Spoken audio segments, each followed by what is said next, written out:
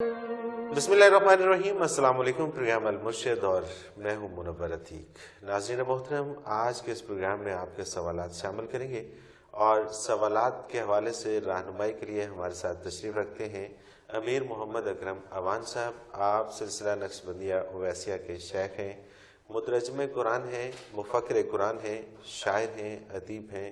बहुत से हवाले हैं आपके तारुफ के और हमारी खुशकिस्मती है कि हमारी रहनुमाई के लिए इतनी बड़ी हस्ती हमारे साथ मौजूद होती है। हज़रत साहब, बहुत शुक्रिया, आपने वक्त दिया। हज़रत साहब, सिलसिला सवालात का शुरू करते हैं। सबसे पहला सवाल है जी जाहिदा जावेद रावलपिंडी से। ये कहती हैं कि जी हज़रत साहब ये फरमाइएगा कि इबादत का असर मुआशरती ज़िंदगी पर कैसे पड़ सकता है? अल्हम्दुलिल्लाह रब्बिल आलमीन वस्सलातु वस्सलामु अला हबीबिही मुहम्मदिन व आलिही व सहबिही अजमाइन। अऊज़ु बिल्लाहि मिनश शैतानिर रजीम। बिस्मिल्लाहिर रहमानिर रहीम। अल्लाह का नबी और रसूल जब मबूस होता है तो वो दो चीज़ें लेकर आता है। एक चीज़ होती है बुनियादी चीज़ अकीदा, तौहीद बारी, इकरार रिसालत, इकरार आखरत, किताबुल्लाह पर ईमान, यानी ईमानियात। अब नबी सिर्फ ईमानियात या नजरिए पे नहीं छोड़ देता। सही। अल्लाह के नबी का ये मनसब होता है कि उस अकीदे और नजरिए के मुताबिक पूरी माशरती जिंदगी का ज़ेरो बम तालीम फरमाए। सुभान अल्लाह, सुभान अल्लाह। क्योंकि अकीदा एक दावा है। मैं कहता हूँ मैं मुसलमान हूँ अल्हम्दुलिल्लाह, लेकिन ये मेरा दावा है। आप कहते हैं आप मुसलमान हैं अल्हम्दुलिल्लाह, लेकिन ये आपका दावा है। हर दावा अपने गवाहों का मोहताज होता है सबूत के लिए। दावा तो कोई भी कर सकता है। बिल्कुल सही। हर दावे को एक दलील चाहिए, उसको शहादत चाहिए। दावे, इस ईमान के दावे के गवाह होते हैं आमाल। सही। जब आप अमल करते हैं तो उस अमल से ये शहादत मिलनी चाहिए कि आप मुसलमान हैं। कुरान करीम ने इस मौजू पर यह फरमाया कि इन्ना सलाता तन्हा अनिल फहशाइ वल मुनकर। यकीनन इबादत जो हैं बेहयाई और बुराई से रोकती है। अब इसका पस मंजर ये है कि एक बंदा सुबह उठता है तो सबसे पहले वो अल्लाह के हुजूर हासिल होता है। हुजूर हक की हाजिरी उसे नसीब होती है। बेशक। उसके बाद वो नाश्ता करता है, काम पे जाता है। ऐन आधे दिन में उसका एक हिस्सा काम का हो चुका होता है तो उसे फिर जोहर की नमाज के लिए अल्लाह की बारगाह में हाजिर होना। असर के करीब काम खत्म करता है, फिर हुजूर हक। मगरिब को दिन खत्म होता है, फिर वो अल्लाह के हुजूर हाजिरी देता है। सोने से पहले फिर अल्लाह के हुजूर हाजिरी देता है। अब आप ये तसव्वुर करें कि अगर इन इबादत का हमें यकीन कामिल हो कि मैं अल्लाह के हुजूर पेश होकर अपनी गुजारिशात पेश कर रहा हूँ, अपने दुख दर्द कह रहा हूँ, अपने लिए आसानियाँ और अमान और तहफ़्फ़ुज़ मांग रहा हूँ, इस दुनिया में भी आखिरत में, तो दरमियान में जो छोटे छोटे वक्फ़े हैं उनमें वो अल्लाह की नाफरमानी क्यों करे? सुभान अल्लाह, सुभान अल्लाह। बेशक, बेशक। इसका मकसद इबादत अगर एक यकीन के साथ, और वो यकीन जो अल्लाह के साथ है वो कवी हो, मजबूत हो और उसका असर किरदार पर पड़े। बेशक। आप कहते हैं कि मुझे प्यास लगी है, पानी ला दो। अब आपका मुलाजिम है या भाई है या अजीज है, वो कहता है जी ला देता हूँ, लेकिन ला कर देता नहीं, तो आप क्या कहेंगे? उसने आपकी बात मानी? बेशक नहीं। इनकार तो उसने नहीं किया, लेकिन उसके अमल ने इनकार कर दिया। इसी तरह मुसलमान जब हुजूर हक हाजिर होता है तो अल्लाह की तौसीफ बयान करता है, हमद बयान करता है, सना बयान करता है, फिर वादा करता है کہ میں تیری اطاعت کروں، اور پھر جب عملی زندگی میں جاتا ہے تو اطاعت کیوں نہیں کرے گا؟ بے شک بے شک، اور یہی وجہ ہے کہ اگر وہ اس یقین کے ساتھ عبادت کرتا ہے کہ وہ اللہ تعالیٰ کے حضور پیش ہوتا ہے، اور پھر زاہدہ جاوید صاحبہ بڑا تفصیل سے آپ کو اس کا جواب مل گیا ہوگا۔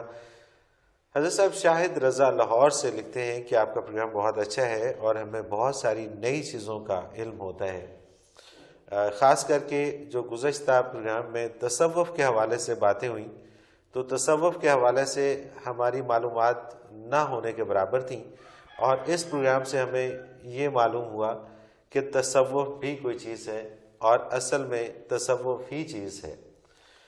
تو ان کا ایک سوال ہے جی شاہد رضا کا، یہ کہتے ہیں کہ حضرت صاحب آپ کے خیال میں اطاعت گزار انسان کو کس چیز سے ڈرنا چاہیے؟ دیکھیں جی، اطاعت کا ایک بڑا مسئلہ یہ ہے کہ اطاعت میں خشیت اور خشوع لازمی ہے۔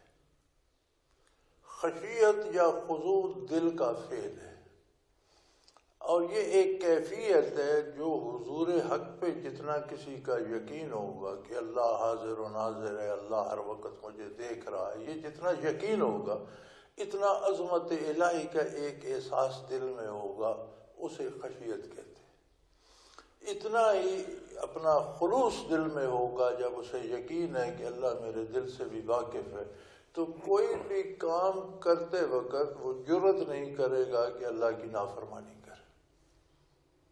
بالکل صحیح، یعنی کہ اس کو اگر یہ احساس ہوگا، جیسے کہ ہم یہ کہتے تو ہیں کہ اللہ تعالیٰ ہر جگہ موجود ہے لیکن دل سے مانتے نہیں اس میں خطرہ یہ ہوتا ہے کہ جب آپ عبادات پہ لگ جاتے ہیں تو عظمت الہی بھلا کر شیطان اس طرف لے جاتا ہے کہ تم بڑے پارسا ہو، تم بڑے نیک ہو، تمہاری وجہ سے دنیا قائم ہے، تمہاری وجہ سے یہ کام ہو رہا ہے، تمہاری وجہ سے لوگوں کی مشکلیں حل ہو رہی۔ یہ ایک شیطانی سلسلہ چل پڑتا ہے، بندہ اپنی بڑائی کے اس میں گمان میں مبتلا ہو جاتا ہے۔ تو یہ خطرہ ہوتا ہے اس میں، اس سے محتاط رہنا چاہیے۔ اور یہی وجہ ہوتی ہے کہ جن کو فیم مل جاتا ہے پھر ان کے اوپر زوال اسی وجہ سے شاید آتا ہے۔ حضرت صاحب اگلا سوال اس میں شامل کرتے ہیں، ریحان سید ہیں راول پنڈی سے، یہ کہتے ہیں کہ جی وہ کون لوگ ہیں جن کے پاس بیٹھنے والے بھی محروم نہیں رہتے؟ اب پتہ نہیں ان کا کیا مطلب ہے، یہ شاید یہ کہنا چاہ رہے ہوں کہ نیک لوگوں کے ساتھ جو لوگ بیٹھتے ہیں، نیک لوگوں کے ساتھ بیٹھنے والے بھی کسی نیکی سے محروم نہیں رہتے، کیونکہ انہوں نے واضح نہیں لکھا۔ ان کا سوال صرف اتنا ہی ہے کہ وہ کون لوگ ہیں جن کے پاس بیٹھنے والے بھی محروم نہیں رہتے۔ یہ ایک واقعہ ملتا ہے حدیث پاک میں کہ حضور اکرم صلی اللہ علیہ وآلہ وسلم نے ارشاد فرمایا کہ کچھ لوگ مل کر ذکر الہی کے لیے بیٹھتے ہیں، تو اللہ کریم نے کچھ فرشتے ایسے پیدا کیے ہیں جن کا کام صرف یہ ہے کہ جہاں ذکر الہی ہو رہا ہو اس محفل کو تلاش کرتے رہیں اور اس ذکر میں شامل ہوں۔ سبحان اللہ۔ تو فرمایا کہ جب وہ بیٹھ کر اللہ کا ذکر شروع کرتے ہیں تو فرشتے جو پھر رہے ہوتے ہیں زمین پر، ان میں سے جس کو خبر ہوتی ہے وہ آ جاتے ہیں، پھر وہ دوسروں کو بلاتے ہیں کہ بھئی یہاں آ جاؤ، یہاں ذکر ہو رہا ہے۔ تو ارشاد ہے کہ وہ جمع ہوتے جاتے ہیں، اگر وہ جتنی دیر ذکر کرتے رہتے ہیں اور آتے رہتے ہیں اور آتے رہتے ہیں، اگر وہ زیادہ دیر ذکر کرتے ہیں تو پیچھے جو آتے ہیں وہ اگلوں سے اوپر سر کر کے کھڑے ہو جاتے ہیں، وہ حتیٰ کہ وہ آسمان تک چلے جاتے ہیں۔ سبحان اللہ سبحان اللہ۔ کچھ لوگ پھر ان ذکر والوں میں شامل ہوتے رہتے ہیں، تو کوئی ایک بندہ ایسا آ جاتا ہے جسے ان میں سے کسی سے کوئی کام تھا جو ذکر کر رہے ہیں، وہ بھی آ کے بیٹھ جاتا ہے کہ اب یہ فارغ ہوں تو میں بات کروں۔ جب ذکر کے بعد وہ دعا مانگ کے فارغ ہوتے ہیں تو فرشتے بارگاہ الہی میں حاضر ہوتے ہیں اور سوال ہوتا ہے کہ بھئی کیا دیکھا تم نے؟ وہ عرض کرتے ہیں یا اللہ تیرے کچھ بندے صرف تیری رضا کے لیے خلوص دل سے تیرا ذکر کر رہے تھے۔ ارشاد ہوتا ہے کہ تم گواہ رہو، میں نے ان کو بخش دیا۔ سبحان اللہ۔ تو وہ فرشتے کہتے ہیں کہ یا اللہ ان میں کچھ لوگ تو ایسے تھے جنہیں ان سے کوئی کام تھا، وہ ذکر کے لیے نہیں آئے تھے، آئے تو اپنے کام سے تھے، آگے وہ مصروف تھے، وہ بھی ساتھ بیٹھ کر اللہ اللہ کرنے لگ گئے کہ یہ فارغ ہوں تو بات کر رہے تھے۔ تو ارشاد ہوتا ہے کہ ہم قوم لا یشقی جلیسہم، یہ وہ لوگ ہیں کہ جن کے پاس بیٹھنے والا بھی بدبخت نہیں رہتا، میں نے ان کو بھی بخش دیا۔ سبحان اللہ، سبحان تو اللہ۔ یہ اس حدیث کا یہ بالکل یہی جاننا چاہ رہے ہوں حوالہ گے کہ وہ کیسے، ان کے ساتھ کیا سلوک ہوگا، تو وہ بھی آپ نے بڑے تفصیل سے ان کو بتا دیا۔ اور ریحان صاحب، اچھے لوگوں کی صحبت اس لیے کہتے ہیں کہ ضروری ہوتی ہے کہ ان کے ساتھ بیٹھنے سے بھی اللہ تعالیٰ صحبت صالح ترا صالح کنا۔ سبحان اللہ، سبحان اللہ۔ ڈاکٹر نسیم ہیں راول پنڈی سے، یہ لکھتے ہیں کہ جی کیا تصوف ہی وہ واحد صورت ہے جس کے ذریعے شریعت ظاہری پر عمل کا حق ادا کیا جا سکتا ہے؟ بات نام کی نہیں ہے، بات فعل کی ہے۔ ایک فعل کا آپ کوئی نام رکھ لیں، ایک چیز کا آپ کوئی نام رکھ لیں۔ اب آپ ایک اردو میں پانی کہتے ہیں، انگریزی میں واٹر کہتے ہیں، مختلف زبانوں لیکن چیز تو وہ ایک ہی ہے۔ آپ اس کا نام سلوک رکھیں، تصوف رکھیں، کوئی اور رکھ لیں، تزکیہ رکھ لیں، لیکن غرض یہ ہے کہ جب تک آپ کا دل آپ کا ساتھ نہیں دے گا تو کام کا نتیجہ کیا نکلے گا؟ اور کام کا بہتر نتیجہ لینے کے لیے ضروری ہے کہ دل سے کیا، دل سے کام کریں، دل سے خاص کر وہ معاملات جن کا نتیجہ آپ نے اللہ سے لینا ہے۔ بندے سے معاملہ کرتے وقت تو آپ خوشامد کر کے کام کر لیتے ہیں، اللہ تو دلوں سے واقف ہے، وہاں تو جو حاضری آپ نے دینی ہے، جو فعل آپ نے کرنا ہے، اس میں دل کا حاضر ہونا شرط ہے، اور یہ دل کی حضوری ہی تصوف ہے۔ سبحان اللہ۔ حضرت صاحب، ایک سوال ہے عبد الجبار ہیں لالا موسیٰ سے، بڑا انٹرسٹنگ سوال ہے اور یہ میرے لیے بھی بڑا اہمیت کا حامل ہے۔ یہ پوچھتے ہیں جی کہ یہ فرمائیے گا کہ روح اور نفس میں کیا فرق ہوتا ہے؟ نفس جو ہے یہ اجزائے اربع جب ملتے ہیں، آگ مٹی ہوا پانی، ان کے ملنے سے پیدا ہوتا ہے، اور یہ اس مادی زندگی کے لیے ضروری ہے۔ نفس جب چار اجزاء ملتے ہیں، آگ مٹی ہوا پانی، تو ان کے ملاوٹ سے ایک کیفیت پیدا ہوتی ہے جو زندگی کو ترتیب دیتی ہے، اسے نفس کہتے ہیں۔ روح لطیف ربانی ہے جو عالم امر سے ہے۔ قل الروح من امر ربی وما اوتیتم من العلم الا قلیلا۔ سوال کیا گیا حضور اکرم صلی اللہ علیہ وسلم پر کہ روح کیا ہے، تو اس کا جواب اللہ کریم نے دیا کہ روح امر ربی میں سے، پروردگار کے حکم میں سے ہے، اس سے زیادہ تم جان نہیں سکتے۔ انسان کو اس سے زیادہ شعور نہیں دیا گیا کہ عالم امر سے اسے کیسے بنایا گیا، کیسے بھیجا گیا، اس سے تمہیں غرض نہیں ہونی چاہیے، چونکہ یہ تمہارے شعور سے بالا تر بات ہے، انسانی شعور سے باہر ہے۔ لیکن یہ جان لو کہ یہ عالم ہے، دو عالم ہے نا، ایک تو مخلوقات کا عالم ہے جسے عالم خلق کہتے ہیں، جہاں خلق کی انتہا ہوتی ہے وہاں سے ایک عالم شروع ہوتا ہے جسے عالم امر کہتے ہیں۔ اس میں مخلوق نہیں ہے، اس میں امر الہی ہے۔ تو روح عالم امر سے متعلق ہے، وہاں سے بندے میں سمویا جاتا ہے۔ اب عالم خلق کو فنا ہے، عالم امر کو فنا نہیں، ہمیشہ کے لیے بنا دیا اللہ کریم نے۔ تو روح ہمیشہ کے لیے ہے۔ روح ہمیں یہی وجہ ہے کہ جب روح سے بدن کا تعلق پیدا ہوتا ہے تو انسان بھی ہمیشہ کے لیے ہو جاتا ہے، چونکہ روح فنا نہیں ہوگا تو بدن بھی اس کے ساتھ ہمیشہ رہے گا، جنت میں جائے گا تو بھی ہمیشہ رہے گا، اور خدا کی پناہ اگر گرفتار بلا ہو گیا تو بھی ہمیشہ رہے گا۔ سبحان اللہ۔ تو یہ ہمیشگی جو ہے انسانی وجود کو اس وجہ سے کہ اس کا تعلق روح سے ہے، اور روح کا تعلق عالم امر سے ہے۔ یہ عبد الجبار صاحب آپ نے تفصیل سے اس سوال کا جواب سن لیا ہوگا۔ ناظرین محترم، ایک مختصر سا کمرشل بریک، اس کے بعد اور سوالات بھی شامل کریں گے، ہمارے ساتھ۔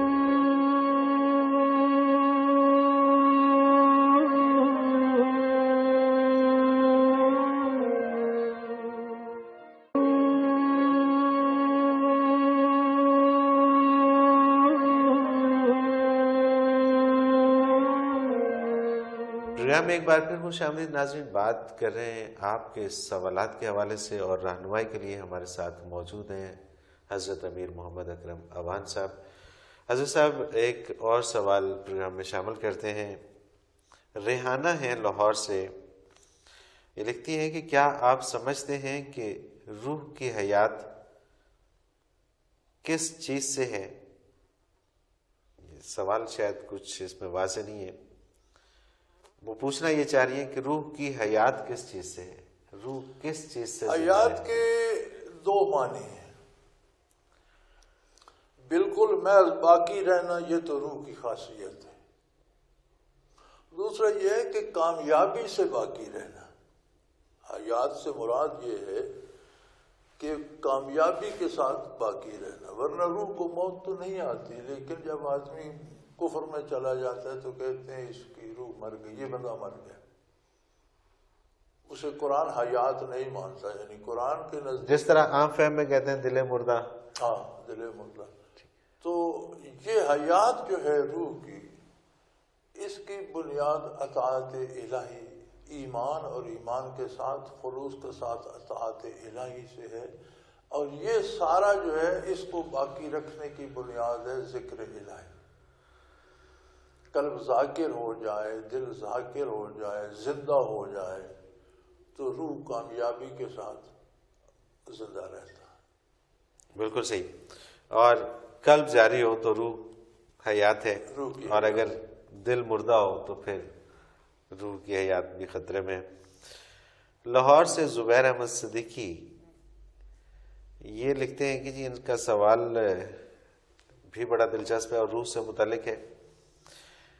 کہتے ہیں کہ روح تو پیدائش سے عاقل و بالغ ہوتی ہے، پھر اس کے مکلف ہونے کے لیے عمر کی حد کیوں مقرر کی گئی ہے؟ روح تخلیقی طور پر عاقل و بالغ ہوتی ہے، لیکن اس عالم سے تعلق وجود کا ہوتا ہے. روح جب وجود سے متعلق ہو جاتی ہے تو پھر اس عالم کو سمجھنا یا اس کے نیک و بد کو سمجھنے کا تعلق بدن کے واسطے سے ہو جاتا ہے.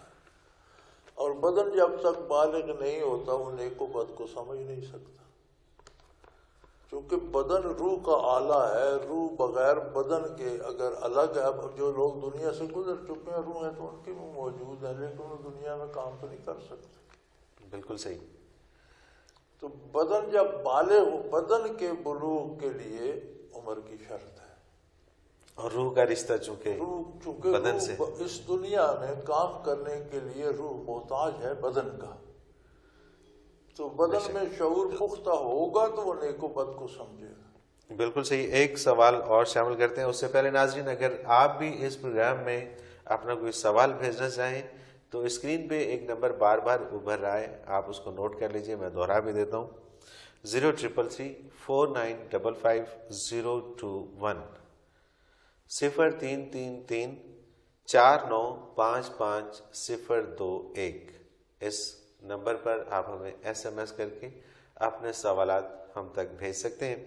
اور اس کے ساتھ اگر آپ ای میل کے ذریعے ہم سے رابطہ کرنا چاہیں تو اس کا بھی ای میل ایڈریس بار بار اسکرین پہ ابھر رہا ہے، آپ نوٹ فرما لیجئے، almurshid313@hotmail.com.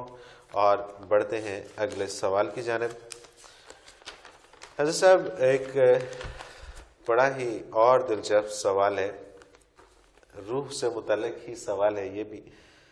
امجد سعیدی منڈی بہاؤدین سے یہ لکھتے ہیں کہ جی کہا جاتا ہے کہ بدن روح کا لباس ہے، جیسا کہ بھی آپ نے فرمایا کہ بدن ضروری ہے روح کے لیے. کہا جاتا ہے کہ بدن روح کا لباس ہے اور اس کے لیے سواری کی حیثیت رکھتا ہے. آپ اس کی وضاحت فرما دیجیے. دیکھیں جی، بدن اللہ نے روح کو دیا ہے اس دنیا میں اعمال اور اطاعت کرنے کے لیے. اب بدن میں یہ خاصیت جو آپ نفس کی بات کر رہے تھے، جب نفس پیدا ہوتا ہے تو نفس کو دنیا کی چیزوں کا شعور ہوتا ہے، اس کی لذتوں کا، اس کی مٹھاس کا، اس کے فائدوں کا، اس کے نقصانات کا، یہ اسے نفس کو ادراک ہوتا ہے. صحیح. روح کو دنیا کا ادراک بھی ہوتا ہے، آخرت کا ادراک بھی ہوتا ہے. دنیا کو دنیا اس لیے کہتے ہیں کہ یہ قریب تر ہے، یعنی آسانی سے سمجھ آ جاتی. اب اگر نفس جو ہے وہ غالب آ گیا، ہم نفس کو پالتے رہے، اس کی خواہشات کی پیروی کرتے رہے، وہ غالب آ گیا تو روح کمزور ہونا شروع. دو میں سے ایک چیز غالب رہتی ہے، یا روح یا نفس. اب نفس سواری تو ہے، لیکن اگر گھوڑا منہ زور ہو جائے تو جہاں سوار جانا چاہتا ہے وہاں نہیں لے جاتا، جہاں وہ جانا چاہتا ہے سوار کو بھی کھینچ کے لے جاتا ہے. بے شک بے شک بے شک. سواری تب تک ہے جب سوار کے کنٹرول میں رہے. تو اگر بندہ روح کی یعنی اللہ کا ذکر کرے، اللہ کی عبادت کرے، حلال کھائے، نیک کام کرے، تو روح مضبوط ہوتی ہے، نفس اس کے تابع رہتا ہے. اور اگر بندہ نفس کی خواہشات کی پیروی شروع کر دے تو پھر یہ سواری مزور ہو جاتی ہے. کبھی سوار کو پٹک کے خود چلی جاتی ہے، آوارہ ہو جاتی ہے، سوار کو گرا دیتی ہے. تو یہ سواری جو ہے یہ اس کے قابو میں رہے. تو یہ تب ہوتا ہے کہ جب ہم روح کی پرورش بھی کریں، روح کا علاج بھی کریں، روح کو غذا بھی دیں. اب روح کی غذا بھی ذکر الہی ہے، اس کی دوا بھی ذکر الہی ہے، اور اس کی مضبوطی کا سبب اطاعت الہی اور نیکی ہے. تو جو لوگ اس کو چھوڑ دیتے ہیں، آپ دیکھ لیں وہ ساری عمر نفس کی خواہشات کی تکمیل کے لیے بھاگتے رہتے ہیں، اور آخر میں وہ کہتے ہیں کہ جی بندہ ایک کفن دی خاطر کنا پینڈا کرتا ہے جی. اور یہ ایک اور سوال جس پہ تھوڑی دیر پہلے آپ فرما رہے تھے شیطان کے حوالے سے کہ وہ پیچھے لگا رہتا ہے انسان کے. جی یہ ایک سوال ہے جی جاوید اقبال ہیں پھالیا سے، پھالیا منڈی بہودین میں. یہ لکھتے ہیں جی کہ شیطان تو انسان کا دشمن ہے ہی. یہ فرمائیے کہ انسان شیطان کے ساتھ کس طرح دشمنی کر سکتا ہے؟ بڑی سادہ سی بات ہے. اللہ کی طرف سے ہمارے پاس رسول اللہ صلی اللہ علیہ وسلم تشریف لائے. ہمارے پاس اللہ کے ہونے کی دلیل محمد الرسول اللہ، اللہ کی توحید کا دلیل محمد الرسول اللہ، آخرت کے نیک و بد کی دلیل. یعنی سارے اس فلسفے کی جو بنیادی دلیل ہمارے پاس یہ ہے کہ محمد الرسول اللہ نے یہ فرمایا. اب شیطان اس سارے فلسفے کے خلاف ہے جو نبی کریم صلی اللہ علیہ وسلم نے عطا فرمایا. آپ شیطان کی بات سنیں گے تو اس فلسفے کی مخالفت کریں گے، اور اگر آپ حضور کے دیے ہوئے راہ عمل اور نصاب حیات کو اور طرز حیات کو، عقیدے، ایمان اور عمل کو اپنا لیں گے تو شیطان تو دوہتر پیٹے گا. اسے تو تکلیف ہوگی کہ یہ بندہ میرے قبضے سے نکل گیا. تو شیطان کی دشمنی یہ ہے کہ محمد الرسول اللہ کی اطاعت کی جائے اور اس کو سبق سکھایا جائے، اسے ناکام کیا جائے. بالکل صحیح. منور حسین کھاریاں سے تعریف کرتے ہیں پروگرام کی، اور میری بھی تعریف کرتے ہیں، اور کہتے ہیں حضرت صاحب یہ ارشاد فرمائیے کہ شیطان کا مقابلہ کرنے کے لیے بہترین ہتھیار کیا ہے؟ سب سے بڑا ہتھیار ذکر الہی ہے. ذکر الہی ہے. قرآن حکیم نے 700 سے زیادہ دفعہ کہیں براہ راست کہیں بالواسطہ ذکر الہی کا حکم دیا ہے، اور کثرت ذکر کا حکم دیا ہے، ذکر دوام کا حکم دیا ہے. اب جب قرآن کہتا ہے کہ ذکر کثرت سے کرو تو کثرت سے مراد یہ ہوتی ہے کہ زندگی میں جو بھی دوسرا کام آپ کرتے ہیں اس سے زیادہ کرو. کثرت تو تب ہی ہوگی، ورنہ تو کوئی اور کام زیادہ کرتے ہیں تو کثرت وہ لے جائے گا. اب زندگی میں شعوری یا غیر شعوری جتنے کام ہم کرتے ہیں، زندگی کا ایک کام سب سے زیادہ وہ ہے دل کی دھڑکن، سانس کی آمد و رفت، جو کبھی رکتی نہیں ہے. آپ سو جائے تو بھی چل رہا ہے، آپ بے ہوش ہو جائے بندہ تو بھی دل دھڑک رہا ہے، سانس چل رہی ہے، حتیٰ کہ موت تک یہ چلتا. جب دل کو ذاکر کر لیا جائے، سانس کی آمد و شد کو ذاکر کر لیا جائے تو یہ ذکر کثیر ہو جاتا ہے. सुभान अल्लाह। जब दिल जाकिर होता है तो फिर ये जिक्र कसीर इस तरह होता है कि इंसानी बदन जो है ये मुख्तलिफ सेल से बना है और इसके 10 खरब सेल हैं। एक इंसान में 10 खरब सेल हैं। अगर उसका कद बड़ा है तो सेलों का साइज बड़ा है, कद छोटा है तो सेलों का साइज छोटा है, लेकिन हर बंदे में 10 खरब सेल हैं। ये मौजूदा साइंस की तहकीकात है। दिल जब जाकिर होता है तो इसके साथ ये 10 खरब सेल जाकिर हो जाते हैं। सुभान अल्लाह, सुभान अल्लाह। तो दिल धड़कता है तो लम्हे में एक बार धड़केगा, लेकिन वो 10 खरब सेल उस लम्हे में अल्लाह कहेंगे तो कसरत कहाँ आई? सुभान जिक्र इलाही, जिक्र इलाही।